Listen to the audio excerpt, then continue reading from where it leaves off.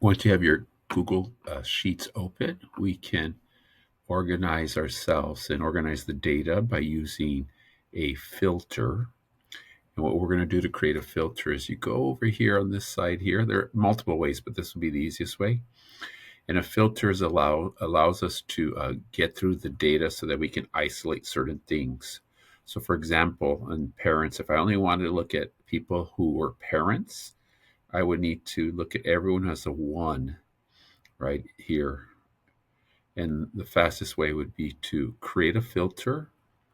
I'm going to highlight that one, create a filter view, and then you will see the column I want is highlighted, and then there's a little triangle here. Click that, and then you could choose what you want. You could select. I only want the parents, so I'll unselect those and hit OK, and then you'll see only the parents are in the data. So this had 313 data points.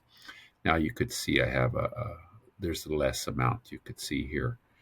And then if I wanted the non-parents, you would click here, and then you would get there, and then you get that full data set.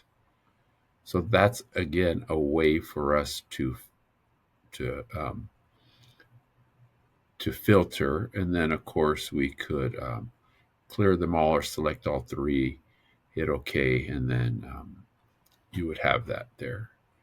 And then, of course, if we want to cancel it, we could just exit that view there.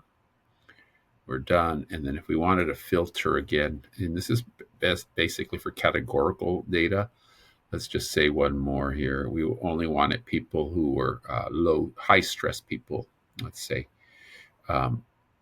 We could go here. I click that, and then I'm going to go to create filter again, view, and then that triangle comes up, and then I want only high stress people, and you'll see the list there, and then that'll allow me to select the other data that's associated with them.